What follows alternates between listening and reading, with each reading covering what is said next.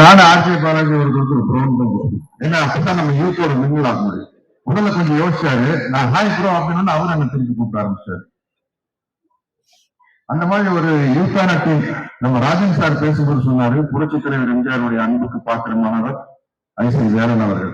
எனக்கு ரொம்ப நாளா ஒரு டவுட், இந்த ஐசரிங்கிறது எப்படி வந்தது எனக்கு தெரியல. கணேஷ் சார்கிட்டயே பேசி கேட்கணும்னு நினைச்சிட்டு இருந்தேன். இன்னைக்கு கரெக்டா ராஜன் சார் சொல்லிட்டாரு, ஐசரி நான் சரியானவன் இல்லையா. ஐசரி கணேஷ் அவர்கள் அப்படின்னா ஐசரினா அவர் சரியான மனிதர் அப்படின்னு தான் அர்த்தம். சரியான மனிதனுக்கு உதாரணம் வந்து நிறைய உதவி செய்யறது. அது உங்க அப்பா கிட்ட இருந்து நீங்க கத்துக்குவீங்க. அவர் இருந்த இடம் புரட்சி தலைவர் எம்ஜிஆர் கிட்ட. அதனால வந்து அந்த வள்ளல் குணம் உங்க வீட்டு இருக்கிறதுல அதிசயமே இல்லை. வாழ்த்துக்கள். நான் இந்த 45 வருஷமா சினிமாவில் இருக்கிறதுக்கு காரணம் இந்த சிங்கப்பூர் செலவனுடைய முக்கியத்துவம் என்னன்னு எனக்கு தெரியும். சிகை அலங்காரம் இதை வச்சுதான் 45 வருஷமா வண்டி ஓட்டிட்டு இருக்கிறேன். ஏன்னா ஒரு ஹேர் ஸ்டைல் அப்படிங்கிறது வந்து வாழ்க்கையில் அவ்வளவு முக்கியமான ஒரு விஷயம். ஒரு பெக் எவ்வளவு வேலை செய்யுது அப்படின்னு வந்து எனக்கு தெரியும். ஒரு சின்ன ஹேர் ஸ்டைல் சேஞ்சினால வந்து அந்த மோத்தனுடைய ஸ்டைல் அப்படியே மாறிடும்.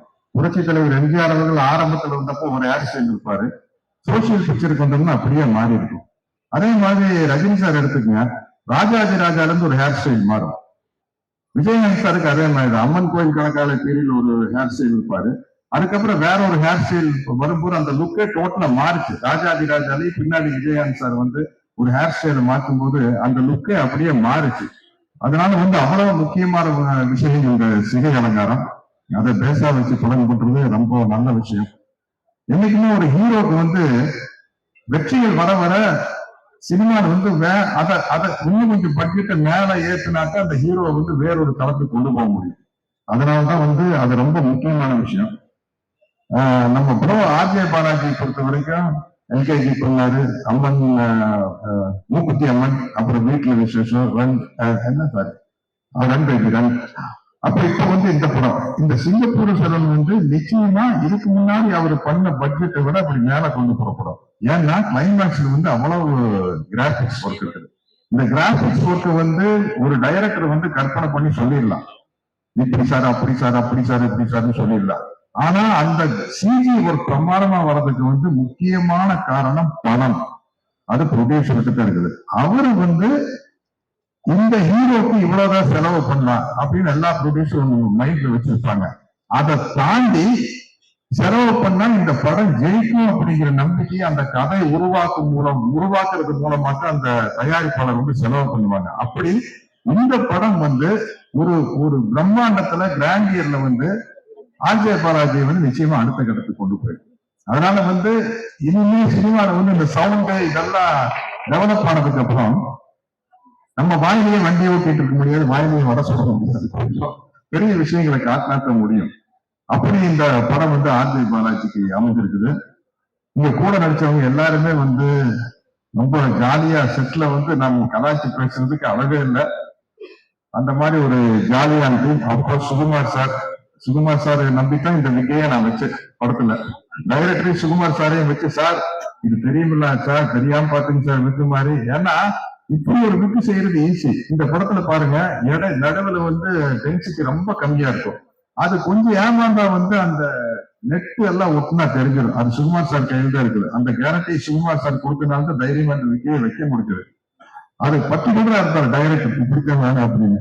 இது நான் இருக்கும்போது நிறைய கவுண்டமணி அண்ணன் கூட, தம்பி வெடுவேடி கூட, நம்ம தலைவர் மணி அண்ணன் கூட எல்லாம் சேர்ந்து காமெடி பண்ணியிருக்கேன். பட் நானே தனியா ஒத்தையா ஒரு காமெடி பண்ணி நடிச்சதுன்னா அது இந்த படமா தான் இருக்கு. கிட்டத்தட்ட ஒரு இன்டர்வல் சீன் வந்து திருவிளையாடல் நாகேஷ் சார் மாதிரி, ஐயோ தனியா புடவை விட்டு விட்டாங்க அப்படிங்கிற அளவுக்கு நம்மளே பேசி நடிக்கிற மாதிரி ஒரு சீன். அதை வந்து தைரியமா எனக்கு இப்படி ஒரு கேரக்டர் கொடுத்த டைரக்டர் கோவில் சாருக்கு என்னுடைய மிகப்பெரிய நன்றி தெரிவிச்சுக்கிறேன். ஏன்னா எல்லா விஷயமே வந்து டைரக்டர் கிட்ட இருந்து அப்ரூவல் உண்டாக்க முடியும். நம்ம ஒரு டயலாக் எழுதி கொடுக்குறாங்க, தகடங்கண்ணே தகடு அப்படிங்கிற டைரக்டர் வந்து இல்ல சார் 2 தடவை சொல்ல வேண்டாம் சார், ஒரு தடவை சொன்னா போகுது சார் அப்படின்னா கிட்டத்தட்ட எனக்கு ஒரு 7-8 கோடி ரூபாய் போயிருக்கும். அதுக்கப்புறமே நம்மளுக்கு ஒரு மார்க்கெட் வருது இல்லையா. அந்த ஒரு சின்ன விஷயம் டைரக்டர் ஒரு சின்ன அப்ரூவல் கிடைப்பதன் மூலமாக ஒரு நடிகர் வந்து எங்கேயோ போக முடியும். அப்படி பல இடத்துல இருந்து பல நான் என்னை விட மூத்தவர்கள்ட்டையும் எடுத்துக்கிறேன், என்னை விட இளைஞர்கள்ட்டையும் எடுத்துக்கிறேன். உண்மையிலேயே நான் கதாநாயகனா நடிச்சிருந்தப்ப எங்க கெஸ்ட் ரோல் போய்க்கையில நான் ரொம்ப யோசிச்சேன். கஷ்டப்பட்டு ஹீரோ ஆயிருக்கிறோம், இல்ல நான் நடிச்சு இப்ப போய் கெஸ்ட் ரோல் பண்ணோம், ஒரு கேரக்டர் பண்ணோம் அப்படின்னா இந்த ஹீரோ இடத்தை தக்க வைக்காம விட்டுருவோம் அப்படின்னு ஒரு பயம் இருக்குது. இப்ப கேரக்டர் ரோல் நடிக்கிறீங்க கூட ஒரு கெஸ்ட் ரோல் போறதுன்னா ரொம்ப யோசிச்சேன். அதுக்கு எனக்கு ஒரு தைரியத்தை உதாரணமா எனக்கு ஒரு தைரியத்தை கொண்டு வந்து கொடுத்தது விஜய் சேதுபதி தான். அவருக்கு அந்த மக்கள் செல்வன் அப்படிங்கிற பொருத்தம் ரொம்ப ரொம்ப பொருத்தம். அவர் அந்த அளவுக்கு எவ்வளவு பேர் ரசிகர்கள் வந்தாலும் சளைக்காம அவங்களோட போட்டோ எடுத்து முத்தம் கொடுத்து அதைத்தான ரசிகர்கள் நம்ம கிட்ட எதிர்பார்க்கிறாங்க. நமக்கு அவங்க பணம் கொடுத்து டிக்கெட் வாங்கி கிட்டத்தட்ட சொல்ல போனா நம்மளுக்கு சோறு போடுறவங்க ரசிகர்கள் தான். அவங்க மேல தோல் மேல கை போட்டு ஒரு சளைக்காம நம்ம போட்டோ எடுத்துக்கிறது ரொம்ப முக்கியமான விஷயம். இதற்குத்தானே ஆசைப்பட்ட பாலகுமாரா மாதிரி ஒவ்வொரு நடிகர்கள்கிட்டையும் கேட்க வேண்டும், இதற்குத்தானே ஆசைப்பட்ட நடிகர்களே. அப்படி ஆசைப்பட்டு வந்ததுக்கு அப்புறம் அதுல என்ன சலிப்பு இருக்கக்கூடாது. தலைவர் புரட்சி தலைவர் இருந்தாலும் எவ்வளவு பெரிய கூட்டமா இருந்தாலும் உள்ள போய் கட்டி பிடிச்சு அவங்க கிட்ட பேசி வெளியில வந்தவர் இல்லை. அந்த மாதிரி ஒரு நல்ல பண்பு. இந்த படத்துல தயாரிப்பு நிர்வாகியா நடிச்ச விக்கியை பத்தி நான் சொன்னோம். இன்னைக்கு எங்க போனாலும் என்னுடைய அன்பு நண்பர் விஜயகாந்தை பத்தி பேசுற அந்த வானத்தை போல மனம் படைச்ச நல்லவனே அப்படிங்கிற ஒரு பாட்டு தான் ஞாபகம் வருது. அந்த பாட்டு அவர் விக்கியோட அப்பா அவங்க தயாரிப்பு சின்ன காலத்துல படத்துல வந்த பாட்டு. அதுதான் இன்னைக்கு வரைக்கும் அவர் விஜயகாந்த் சாருக்கு நினைச்சிருக்குது. அது மாதிரி அனைவருமே ஒரு நடிகரா இருக்கலாம், சம்பாதிக்கலாம், ஆனா ஒரு நல்ல மனிதனாக வாழ வேண்டும். இந்த சிங்கப்பூர் சரவணன் நான் ரொம்ப எதிர்பார்த்துட்டு இருக்கிறேன். கிட்டத்தட்ட நான் முதல் படத்தில் நடிச்ச மாதிரி எதிர்பார்த்துட்டு இருக்கிறேன். ஏன்னா எனக்கு இன்னொரு கதவு திறக்கப்படும். ஒரு காமெடி ஆக்டர் அப்படிங்கிற ஒரு கதவு திறக்கப்படும். எப்படி மனோரமா ஆட்சி காமெடியா நடிச்சுட்டு கீழே சின்ன கவுண்டர் மாதிரி படங்கள் வந்ததுக்கு அப்புறம், சின்ன தம்பி மாதிரி படங்கள் வந்ததுக்கு அப்புறம் ஒரு குணச்சித்திர நடிகை அப்படிங்கிற ஒரு கதவு திறக்கப்பட்டதில்லை. ஒரு நடிகனுக்கு எப்பவுமே கதவுகள் திறக்கப்படணும். அது மாதிரி ஒரு சத்யராஜ்னா ஒரு கட்டப்பா அப்படிங்கிற ஒரு கதவு திறக்கப்படுது. இந்த படத்துல சக்கரபாணிங்கிற கேரக்டர்னால இன்னொரு கதவு திறக்கப்படும். அந்த கதவை திறந்தது காரணமானவர் இயக்குனர் கோகுல் தான். அவருக்கு நான் நன்றி சொல்லிக்கிறேன். உங்க 2 பேரும் மிமிக்ரி வேற எங்கேயாச்சும் வச்சுக்கலாம், நிறைய பேர் பேசு. எல்லாருமே புரட்சி தலைவருடைய துப்பாக்கி சூட்டுக்கு அப்புறம் வர வாய்ஸ்ல தான் பேசுவாங்க. நானும் ரோபோ சங்கர் தான் அவருடைய பழைய ஒரிஜினல் வாய்ஸ்ல பேசுவோம். அந்த காம்படிஷன் எங்களுக்கு நடந்துகிட்டே இருக்கு. என்னை நம்பாமல் கெட்டவர்கள் நிறைய உண்டு, நம்பி கெட்டவர்கள் இன்று வரை இல்லை.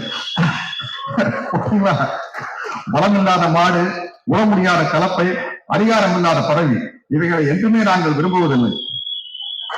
ஓகே தான். Sir thank you sir, thank you so much. ரொம்ப ரொம்ப நன்றி. அப்படியே ஒரு நன்றி சொல்லிக்கிறேன் சார். நன்றி சார். ஓகே சார், அடுத்ததா